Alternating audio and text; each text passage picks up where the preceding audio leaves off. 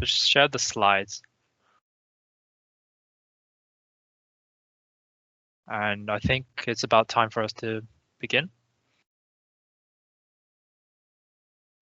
So, okay, let me share the slides to everyone.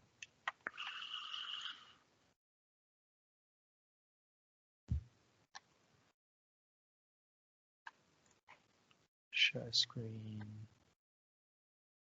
Okay. Would you like to begin, Sing, or should I do the introduction? Yeah, I don't mind if you do the introduction.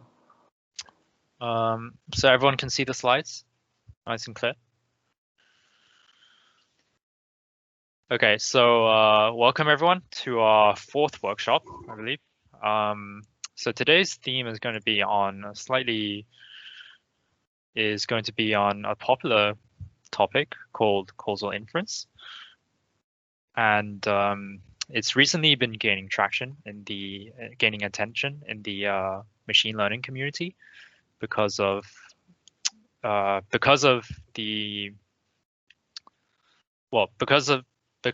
inference could help us understand decision making rather than just making predictions. It's recently being given more attention in the community, and I think it will be a very interesting topic for everyone to be familiar with. So with that, so just an overview of our future workshops. So we're gonna have a few more workshops, and that's gonna depend on how much time we have. But yeah, so the next workshops, there's some pretty interesting ones. For example, a primer to data engineering. So that's definitely very useful if you're thinking of a career in data science. And to access today's material, there are a couple of ways of, First, the first method to access the material is using the binder environment. So that's posted in the README in the homepage for the GitHub repository. So if you click on that, that should activate a cloud environment for you to use, as well as execute the code. You can also set up the notebook locally using a suitable virtual environment with all the dependencies installed. That might take a while. And the PDF slides are also attached in the team's workspace. And just before we begin, the references we use today are from past ICDSS workshops. These slides from Dr. Jacob Rung, as well as Alberto Caron, one of our collaborators, review paper on estimating individual treatment effects using non-parametric regression models, and Qingyuan Zhao's notes on causal inference, part 3, Cambridge University. So with that, I'll leave it to Jerome. Thanks. Yeah, thanks, Harrison, for the introduction. Yeah, so as Harrison mentioned, today's workshop will be on causal inference, which is quite popular these years. And in this workshop, we are going to introduce kind of the basics of causal inference, the motivation, some of the common assumptions, and what people are interested in causal inference. So this is going to be quite fundamental. So sorry if you've not already known a lot of causal inference. This workshop might be a bit easy for you in that case. But yeah, otherwise, we'll start. So if we go to the next one. Oh, okay, it's not slides. Okay. Okay, can you zoom in a bit, Harrison? This is a bit, well, it's a bit small on my side. I'll share again on the screen. Oh, great, thanks.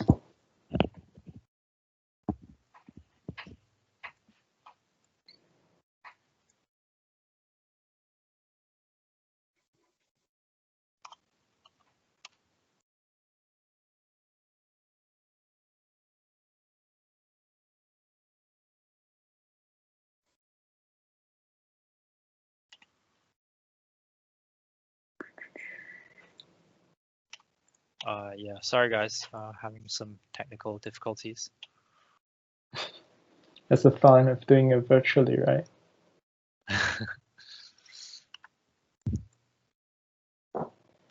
Yeah, during the presentation, feel free to interrupt if you have any questions.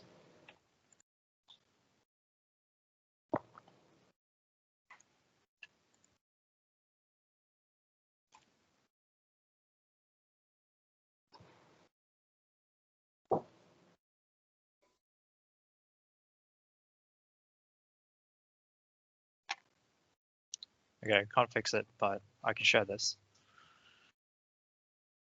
Is that better? We're not seeing. Oh, okay, we are. Yeah, that's better. Yeah, great. If we go to the next one. Okay, I guess we could zoom in a bit, just a bit. That would be. Yeah. Okay, how's that? And zoom in a bit again. Okay. Okay, yeah, this way is better. Yeah, so what's the motivation for causal inference? If we consider the current the following situation, so if we think about if we are interested in the room temperature and we have an air conditioner, and so the question is if the so the assumption is if the air conditioner is on, then our room temperature will go up, and every day we'll toss a fair coin to determine whether we want to turn the air conditioner on. And the first question is, does turning on air conditioner cause the temperature to go up? And the second question would be, does kind of the reverse, does making the temperature go up turn the air conditioner on? In this case, these are two really simple questions to answer. And of course, if you look at the second chunk, I mean, it's really meant to be with slides. I'm not sure why it's showing like this, but if you look at the second chunk, maybe I could share the notebook if that's easier. Yeah, I guess best if we could do the slides. Oh, I could show the slides if that's not working on your side.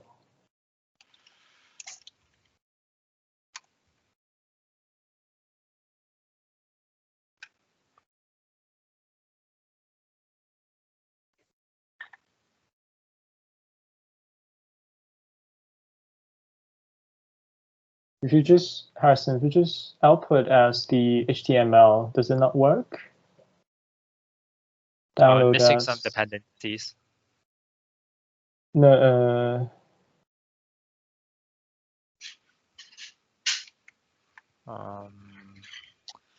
Yeah, terribly sorry, guys. Okay. Can I share? Can I try to share? Because I think I got the. Okay, this looks better.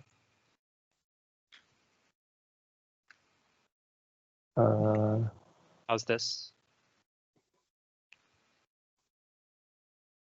Wait, are you sharing?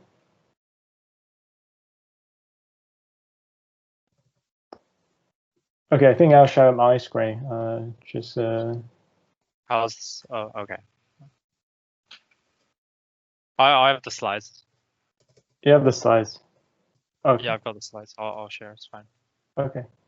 Okay. I'll leave it to you. We can't see it, Harrison. What? I can't share. I think someone's. Okay. Oh yeah. Here we go. Yeah. There we go. So if everyone can see. Okay, now that's better. The motivation is that we have temperature. We're interested in temperature. We have an air conditioner. If the air conditioner is on, then the room temperature goes up, and every day we toss a fair coin, to determine whether we want to turn the air conditioner on. Two simple questions are: firstly, does turning on the air conditioner cause the temperature to go up? And secondly, does the reverse hold? So does making the temperature to go up turn the air conditioner on? And here, if you go to the next one, the answers are pretty straightforward. The first one, if you go to the next one, Harrison. Yep. So the first one is yes, and the second one is no. And basically, The reason being that the action of turning the air conditioner on causes the temperature to go up, but not quite vice versa. If we go to the next one. That really motivates like the question of causality and dependence. So in the previous case, we have those two being apparently dependent because, for example, if the temperature is on, that kind of changes your belief. If the temperature was up, then that kind of changes your beliefs if the air conditioner was on. So we can see this more clearly by doing this mathematical analysis. So we let x to be 1 if air conditioner is on and 0 otherwise. Let y to be 1 if room temperature goes up and 0 otherwise. The question we're asking is, are x and y dependent? And that's to say, does knowing temperature going up change the probability that the air conditioner is on? And we're also interested in the other direction. So we can do this quite simply. We have the probability of temperature is up, conditional on the event that air conditioner is on. And that's the probability of y being 1 given x being 1. And that's bigger than the probability of y being 1, which is the probability of the temperature goes up. Because intuitively, in our assumption, if you remember from the previous slide, we know the air conditioner is on implies temperature to go up, not vice versa, i.e. the fact that temperature went up can be due to multiple things in addition to turning the air conditioner on.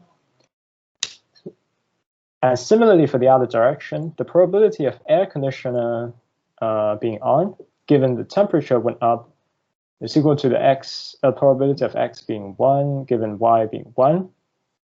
And with a bit of maths, i.e. by using the Bayes rule, this probability is bigger than the probability of x being 1, i.e. the probability of air conditioner being on. So the conclusion is here, knowing temperature goes up increases the probability that air conditioner is on, and vice versa. So what we can conclude is these two events are dependent.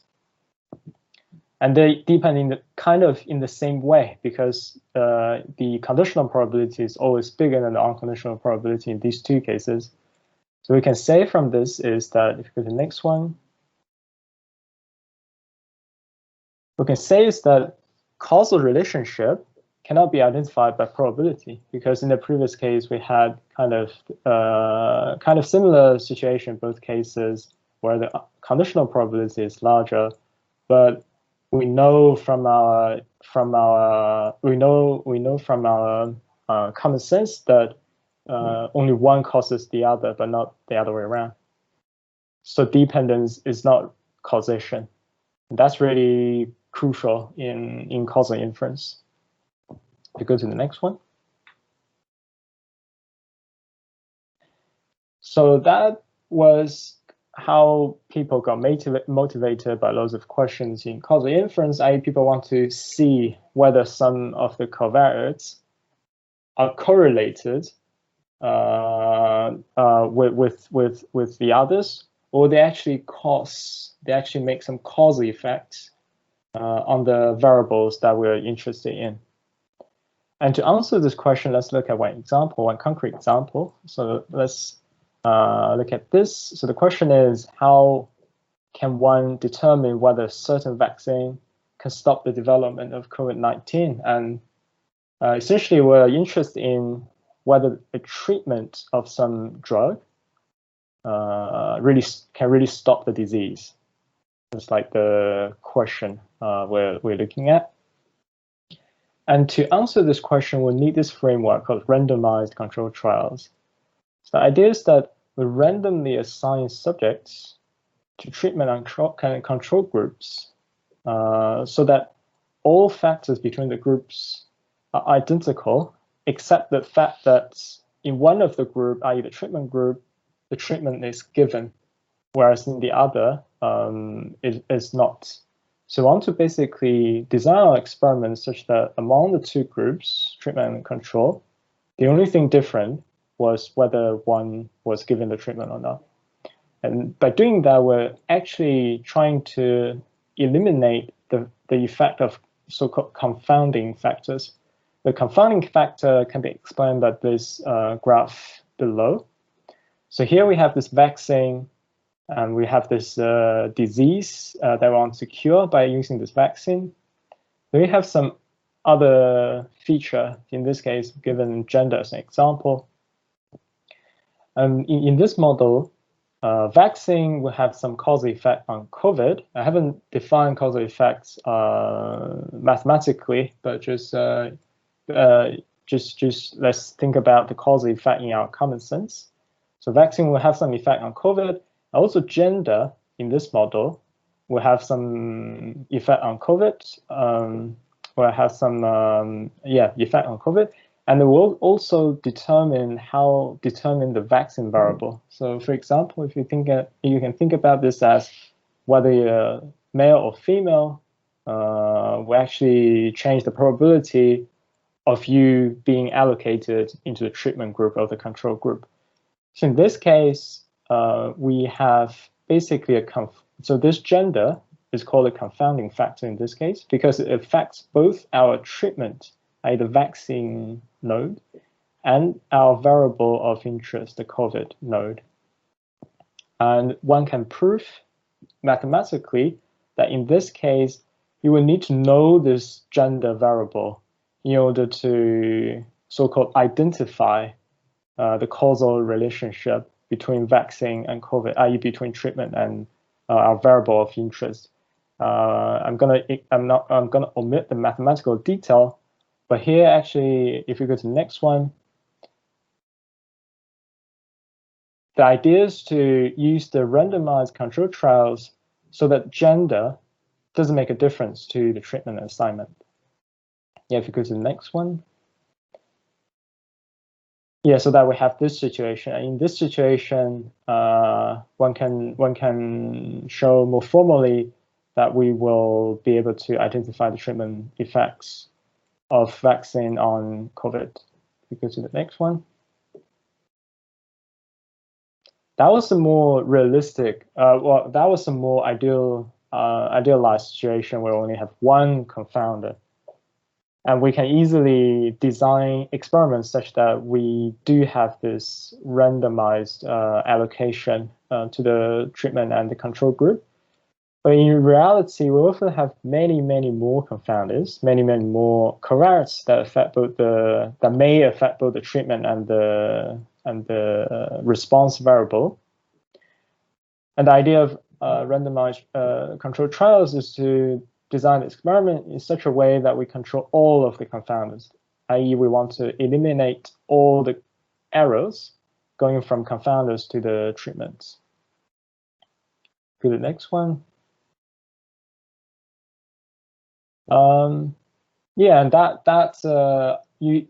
approach may or may not be possible, but now let's look at some abstraction of the problem.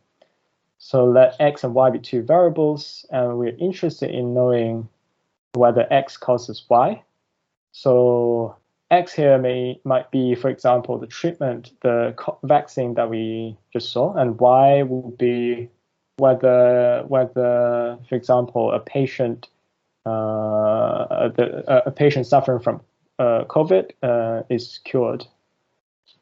And the approach is to experimentally manipulate x while keeping all other variables unchanged, and observe if there's a change to y. And in the language that we just so in the previous example that we just saw, that's to say we want to assign the treatments so that in the control and treatment groups, all other variables are equal. There's no biased way of selecting the control and the treatment group such that there are some confounders. And we call such an idealized manipulation an intervention on x. So if you go to the next one. So back to the example of the air conditioner and the room temperature, we know that turning the air conditioner on makes the room temperature up. And we also know that making room temperature up does not turn the air conditioner on. And by doing these two experiments, by doing this intervention on the air conditioner, we can conclude that the causal direction goes from air conditioner to room temperature, but not the other way around because of the second experiment we have. And in this case, some of the examples of confounder is, for example, the weather on the day of the experiment, because that may affect whether we want to that may affect whether we turn the air conditioner on, or that may also affect the room temperature as well. We go to the next one. Yeah, that was like a brief motivation of the problem of causal inference. But in practice, some of the challenges we'll face is that if you remember the graph I just showed, there might be loads and loads of confounders they want to control in reality. And it's often the case that not all the confounders can be measured, i.e., not all the confounders can be controlled. And it's also often the case where there are loads of confounders that are not present in your model, but are actually present in reality. There's also a big challenge for practitioners to try to design the experiments such that they believe all the at least obvious confounders can be controlled.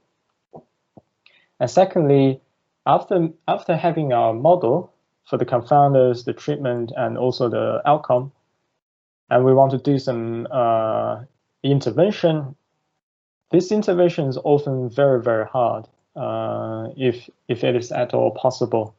So for example, in policy making, it's often not possible to have randomized controlled trials because, well, just intuitively, you have this policy being implemented once, then it is impossible to have this policy being implemented a second time.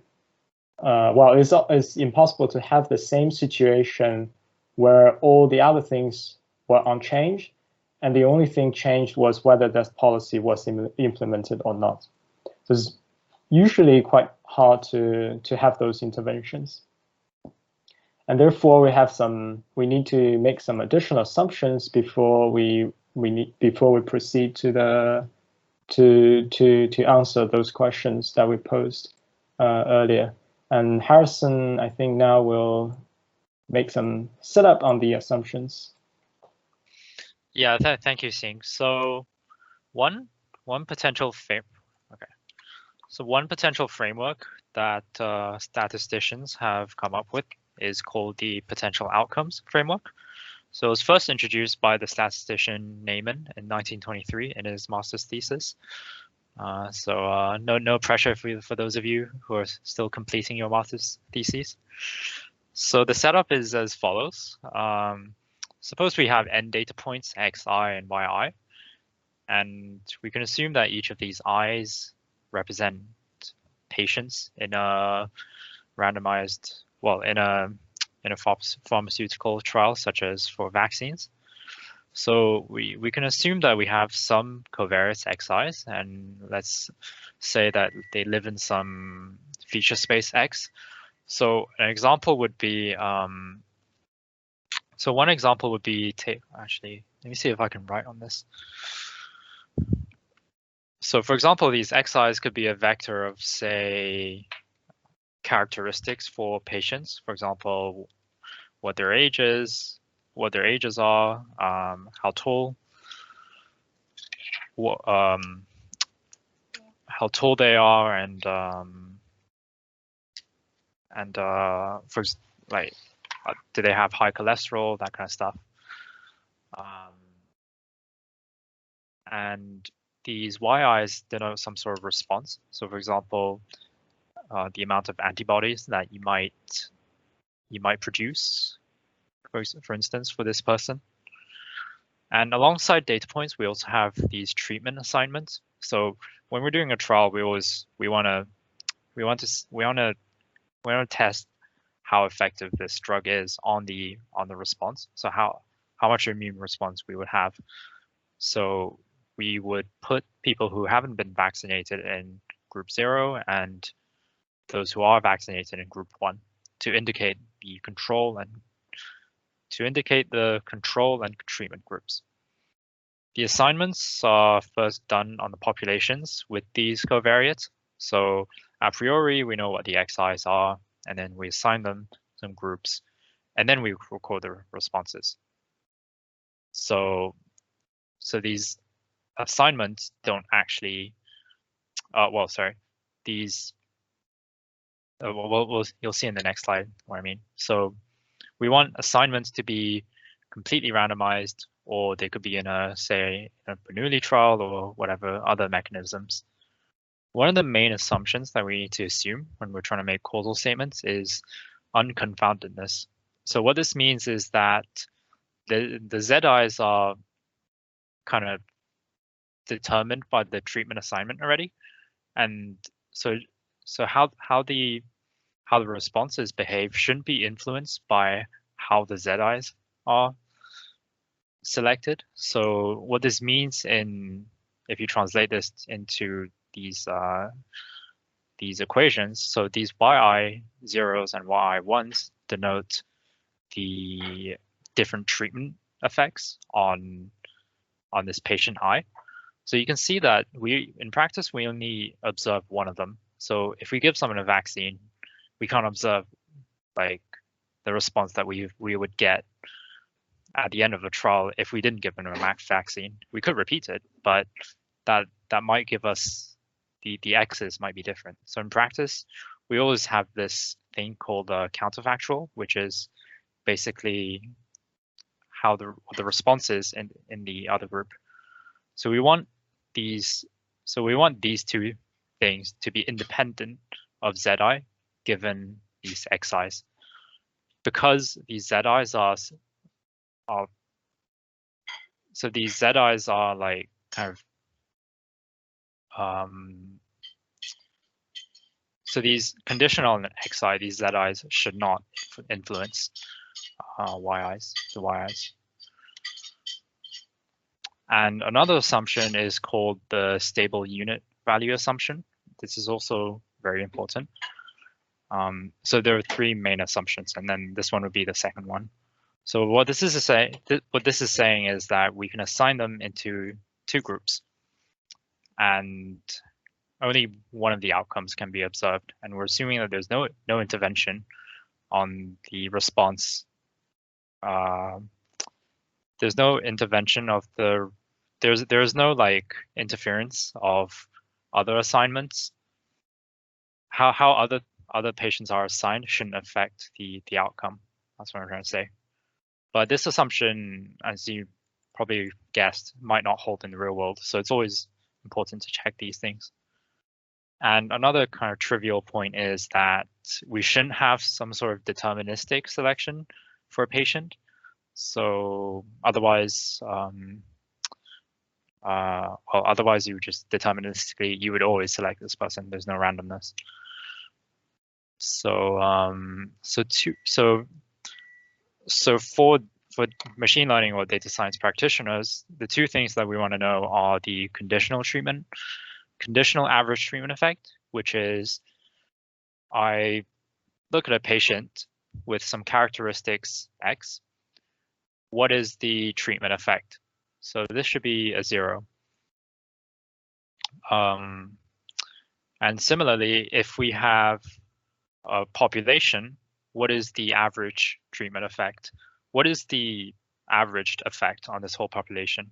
This is important for pharmaceutical companies, because like if you're trying to design a COVID vaccine, you want this to be on average useful for this whole population, and not just for certain individuals. So this is also key quantity. And I'll pass it to Sing again on estimating. the conditional average treatment effect. Okay, great. Thanks, Harrison. Yeah, so bearing those three assumptions in mind and bearing the definition of conditional average treatment effect in mind, let's look at some of the ways to estimate this, some of the, I would say, paradigms to do this. And we'll look at three of them, actually. The first one is called single learner, abbreviated as S-learner. Second one called two learners, abbreviated as T-learners. And the third one is called multitask learner. And we'll also mention very briefly about this last one. So there are many more on this topic of estimating CAT, of estimating Kates. There are many more paradigms, but these three, I think, at least the first two are two of the most common ones and the most simple ones. Yep, if you go to the next one. So remember our task here is to estimate this conditional average treatment effect, which is defined by the expectation of the potential outcome y bracket 1 minus y bracket 0, conditioned on some x. So if you remember from the previous slides, call it tau of x. So in the S-learner paradigm, we think of the treatment assignment as just another variable. This is pretty straightforward idea. Imagine you have, for example, the COVID, well, the vaccine example.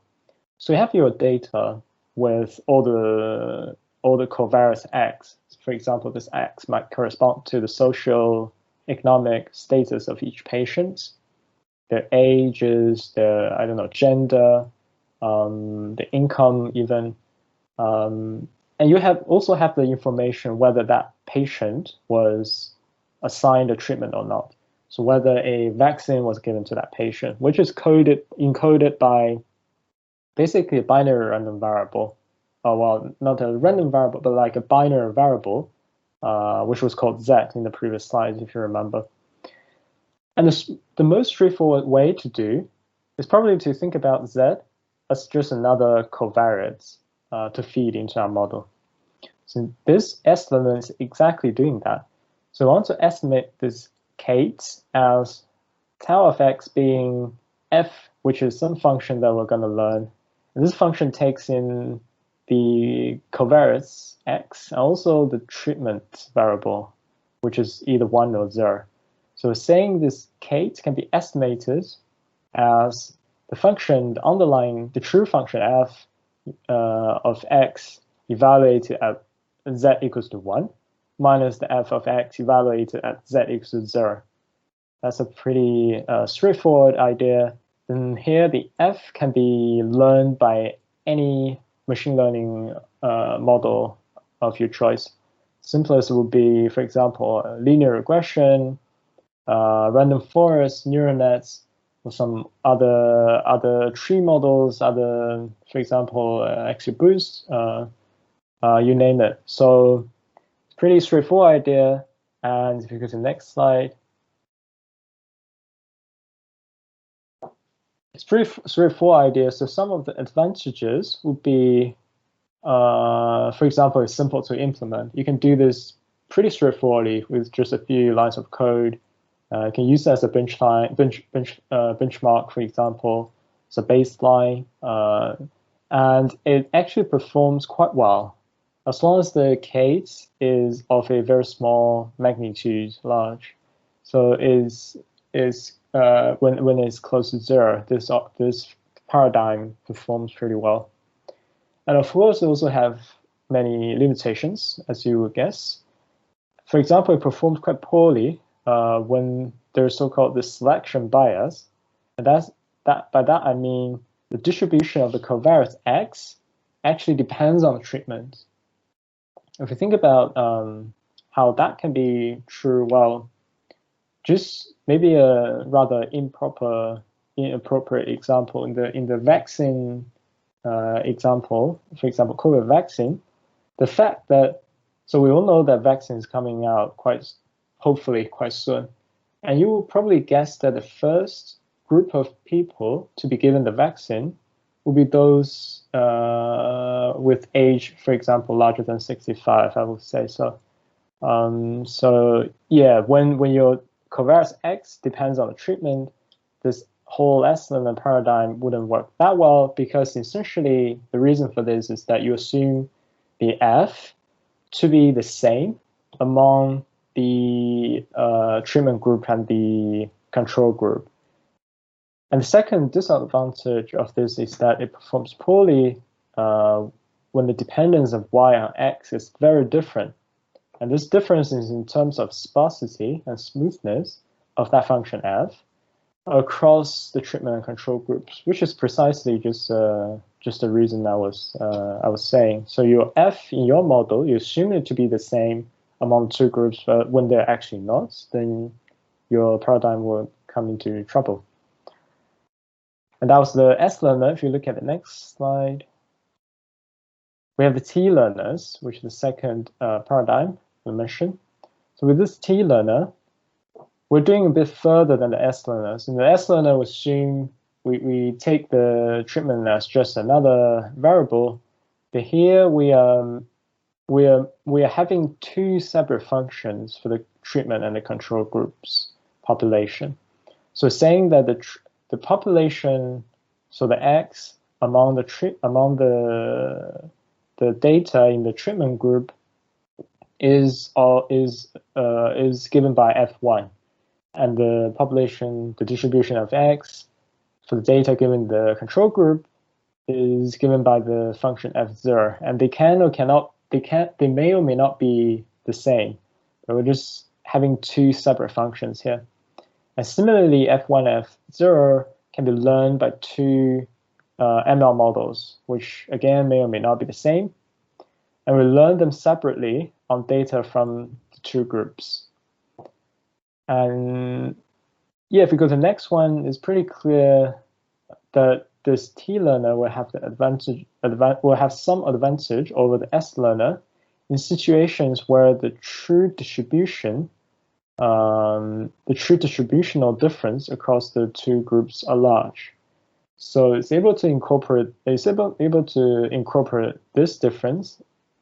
Therefore, it's also able to incorporate the selection bias problem that we mentioned just now, and also allows different degrees of freedom, different degrees of smoothness and sparsity to be modeled. But it also has some limitations, and one of them is that because we're fitting F1 and F0 separately, so we're not allowing any information to be shared among these groups. Because imagine what you would do in practice, is that you will split your data into a data of treatment group and data of control group, and you're basically doing two separate machine learning tasks for these two groups.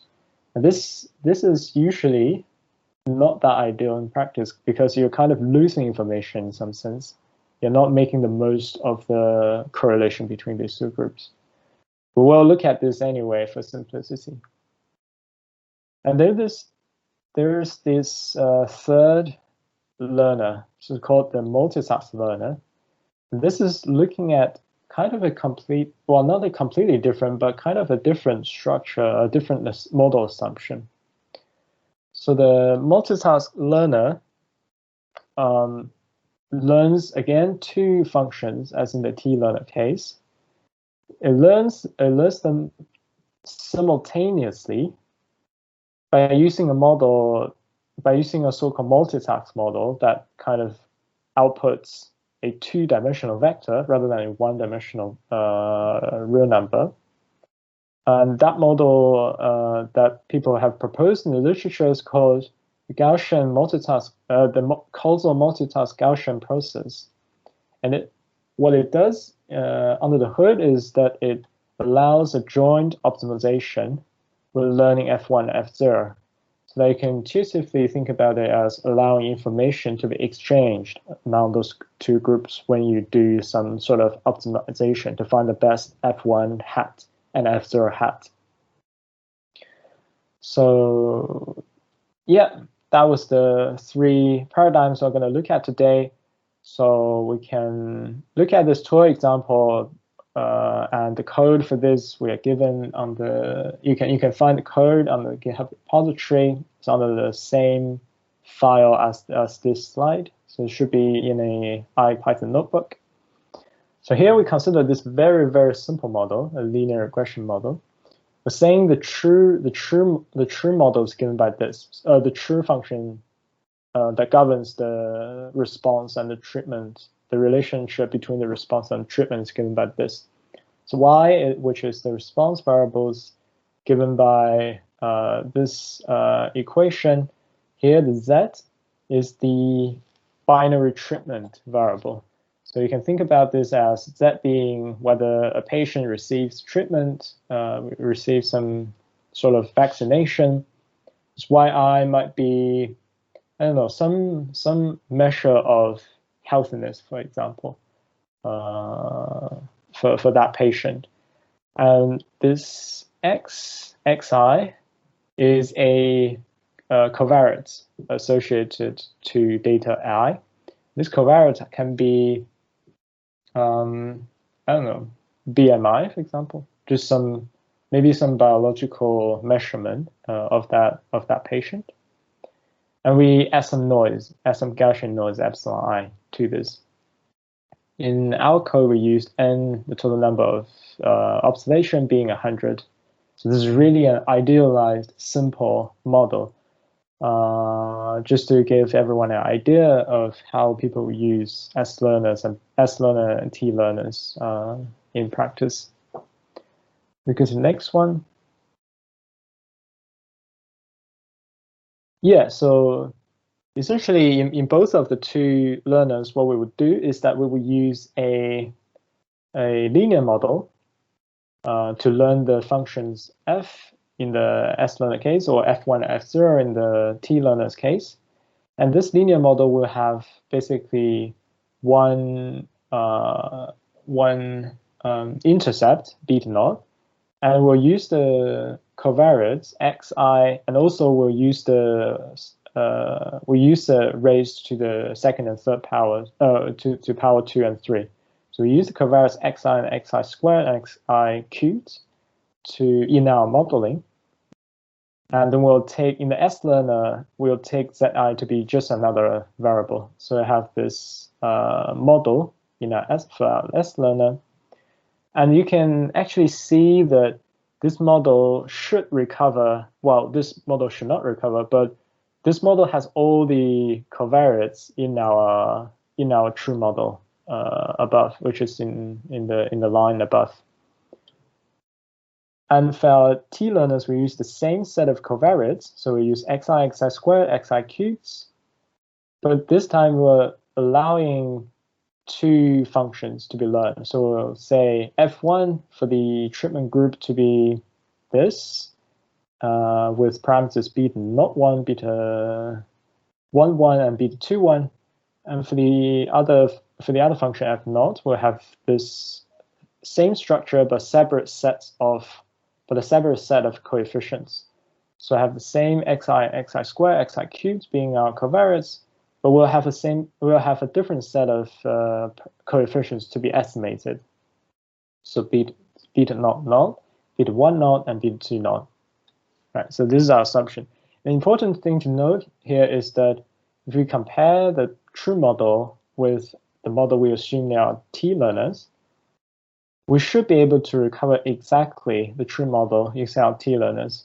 So this example was actually designed such that it should illustrate the advantage of T-learner over S-learner, in the sense that for T-learner, you're allowing two different so-called response surfaces over the Y, but in S-learner, you just assume the response surface, the function for your treatment and control groups, to be the same. If you look at the next one, that should be clearer using the plots on the next slide. Yeah, just again. So here we just simulate some data using Python. The code of this, you can find them on the GitHub repository. But here I've plotted the simulated data on this graph. So here the dotted black curves are the true response surfaces. The fact that you observe 2 is just because we have that treatment variable. So go back to the 2 slides before.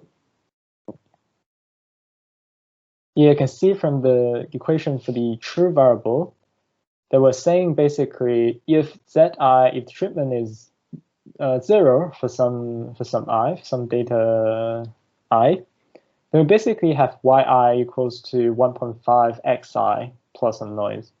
And likewise, if zi was 1 for some I, we basically have the second term there. We basically have yi equals to 6 minus xi cubed plus 2xi plus some noise. And this is exactly what that plot is showing. If we go to the plots. Yes, so this is exactly why we're observing 2 kind of response surfaces here. Yeah, and if we go to the next one. Here we can use S-learner, which is basically linear regression in this case. We're just adding zi as another separate column into our modeling. So we do this, we can look at the design matrix, which is given by this. Then, as you can see, the last column corresponds to the treatment. We go to the next one. We use the usual modeling APIs from Python. We get this result. So basically, fitted the model using all the data from both treatment and control groups. We get this following result. And it's probably not that clear looking at this table, but if we go to the next one, we can check whether our modeling was good by just plotting our prediction, right? Our prediction for the control and the treatment groups. So this is what we did. And here you can see the blue dots are the predicted treatment data, and what it should do is to match very closely with this black curve, and here we also have the red dots being the predicted controlled, the predicted response in the control group. So an important observation here is that. So I should mention that these black curves here are the predicted response surfaces for our S-learner. So what we do is that we get the fitted model, then we plug in the data with the column corresponding to the treatment being modified to either 1 or 0. And that modification gives us the black curves, and the blue and the red dots just correspond to the true data from previous slides. So an important thing to note here is that we have basically two curves, but these 2 curves are shifted in the y-axis direction. And this is exactly what an S-learner is trying to do. If you think about what we mean by S-learner, we're using one single function to model the response surface, which is the black curve, for both the treatment and control groups. And that's why this model didn't capture the kind of straight line, the linearity in the control group. Yeah, so that was the S-learner. Then if we go to the next one, what about the T-learners? The T-learners pretty much as straightforward as the S-learner, but just with a bit of extra, no, previous one. Yeah, it's just as straightforward as the S-learner, but just with a bit of modification. Instead of doing 1 linear regression, we're doing 2 right now, right? And the data that we fit into these 2 linear regression model are respectively the control group data and the treatment group data. So here, if you look at this code, we're separating the data for the treatment group and the design and the control group. We're fitting 2 linear regressions. And that's actually what T-learners mean. If we go to the next one. If we go to the next slide. Yes. And here we're doing the same thing where we're getting the fitted model, and then we plug in the data itself, and we modify only the column for the treatment variable to be either O1 or 0, and we get the predicted response surface, which is in black curves. And we also have that blue dots and red dots from before. So these are the observed data. In this case, we can see that we have a very, very close fitting of these t-learners to the real data, which is not surprising because it's just by our design that this t-learner should be able to match, should be able to recover the true model. Just because in t-learners we're allowing two functions to be fitted rather than one. Yeah, so if we go to the next one. So that was like a graphical comparison between the S-learner and t-learners. How do we kind of a bit more rigorously compare these two? We can look at the so-called Mape estimate for the error between these two paradigms. The Mape is the idea of Mape is pretty simple. Here we have tau being our true conditional average treatment effect, which we can get by just doing plugging our model with z being 1 minus the model with z being 0 to get the k's. And this tau hat is just the conditional average treatment effect we got from our fitted models. So after we got our fitted our f hat, we also plug in data x with z being equal to 1 minus f hat with data x with z being 0 to get the tau hat. And we look at absolute value of the difference, then we normalize, then we kind of standardize it by the magnitude of this real case. And we average this, we call it Mape, right? It's just a way to compare the performance of these two paradigms. So we do this and we get the following results. So for the S learner, get a Mape of 27, and for the T learner, get significantly lower Mape, which is not that surprising because we designed an example such that the T learner should be able to do better. Yeah, if we go to the next one, and that was it for this workshop. So just a bit of summary. In this workshop, we try to motivate the problem of causal inference by giving a couple of examples, and we briefly mention what is the definition of confounders and what is a randomized control trial. Then we also look at average treatment effect. Harrison introduced us the average treatment effect, also the conditional version of it, and what are the assumptions underlying this framework, such that without those assumptions, we can't even recover causal relationship, not even theoretically. And we also introduced some methods to estimate the K's, i.e. the S learner and T learners. We also mentioned that multitask learner, which we didn't illustrate, but it's a really interesting idea, and I would encourage everyone to look into the literature for this. Or we can give you some pointers to the literature if you're interested.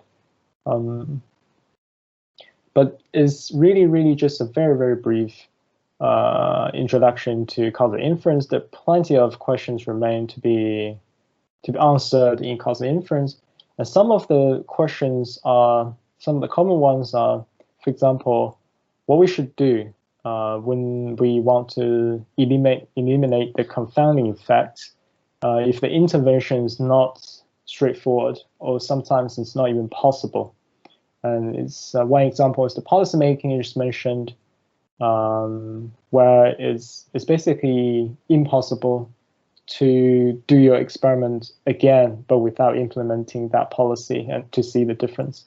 And the second question is that if our estimate suggests that the case is actually 0, how confident are we? How confident are we in this conclusion? And that is related to hypothesis testing. So if you have hypothesis that your Kate is 0, being your H null, and you do some kind of hypothesis testing, propose a test statistic, and you find that it's not significant or whatever, how confident you are at this test statistic, at this conclusion, in this conclusion.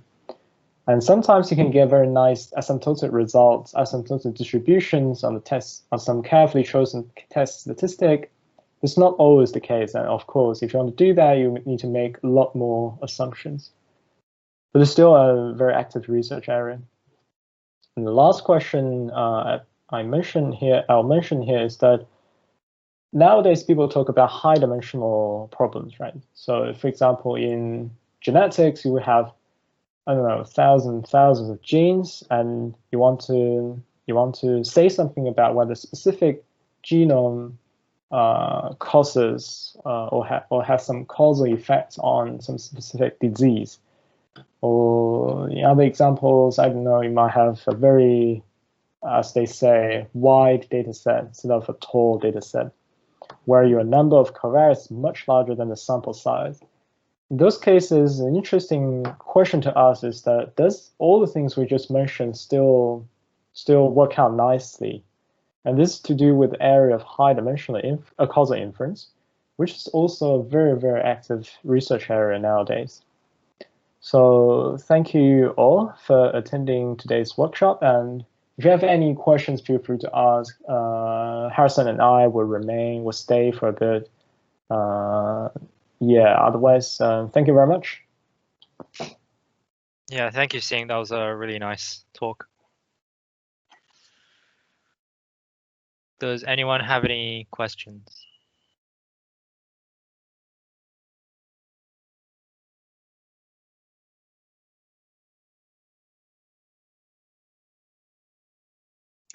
No question from me. I just have a question. Is it possible to add the PDF to the GitHub, please? The PDF, yeah, sure. Yeah, this is only the HTML. Thank you. No worries.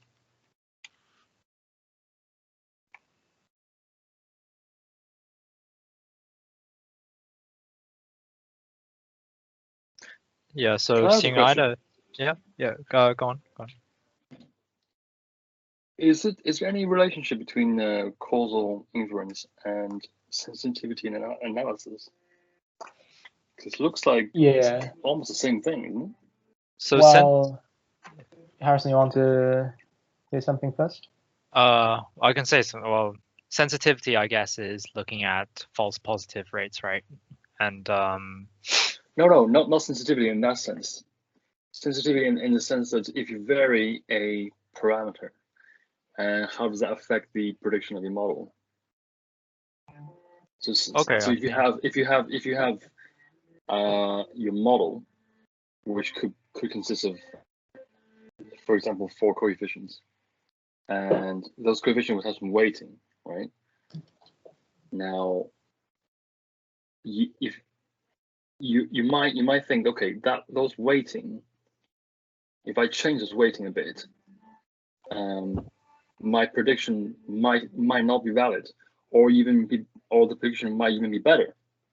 So what I guess what I mean is you're just trying to find the global minimum rather than the local minimum. So I guess So I guess in sensitivity analysis in the modeling perspective, you are mostly looking for an association. Whereas for us, we're making all these assumptions so that we can kind of understand, oh, like this is going to cause this to, like turning on the air conditioning is going to increase the temperature. I mean, numerically, I guess there could be some similarities. What do you think, Sing? Yeah, I guess a very good question. I guess you can. Well, you can think about the methodology, well, at least the idea of the methodology being kind of similar in the sense that you want to check the robustness of whatever you model when you change some of the parts of your model, whether it be the input or something else. But as Harrison mentioned, in the context of causal inference, we're trying to make causal conclusions, and that might involve more, I would say, assumptions being posed on your problem, rather than just assumptions on your model. For example, assumption that your model is true. And I will also say, in causal inference, there's a whole topic on sensitivity analysis, not quite on asking the question whether changing something in your model would change your conclusion, but rather on whether having some unobserved confounders would change your conclusion. And that's like a whole direction in causal inference, I think. But to be honest, I'm not familiar with that sensitivity analysis in causal inference. I think another thing about causal inference is you really need like an experimental setup sort of thing. If you just imagine like observing like D covariates, then usually it's not. So if you have one of the covariates being like an indicator being 0 or 1, you can't just immediately say, oh, I'm going to take this as a treatment variable. Like the treatment, I guess there is no treatment assignment when you're kind of like tuning parameters in a model sometimes. They're like usually the confounding, usually you need to look at the model to figure out like what the causal graph is. Yeah, I would recommend, if you're interested in this, I would recommend you to look at the work of Rosenbaum, if I remember correctly. So Rosenbaum. He did quite a lot of research on sensitivity analysis. Although I can't remember like the details, but yeah. Does that answer the question? I think it partly answered the question. I think I'm just. Oh, nice to know. I think it's just. I think I understand it in a different language, and you guys speak a slightly different language to the one I'm used to. So I think we're on the same lines. Good. Yes, feel free to let us know if you. Yeah, feel free to let us know if anything is doesn't make sense or yeah.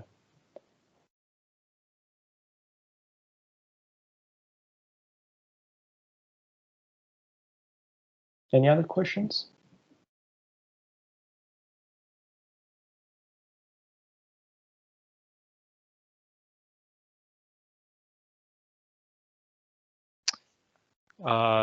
Yeah, so I guess if you have if you do think of any other questions, feel free to just email us and we'll try and get back to you on this. So yeah, thank you for coming to this workshop today. We look forward to seeing you at the next ones. And have a nice evening, everyone. All right, thank you all. Thank you. Thank you very much. Thank you, bye. Thank you.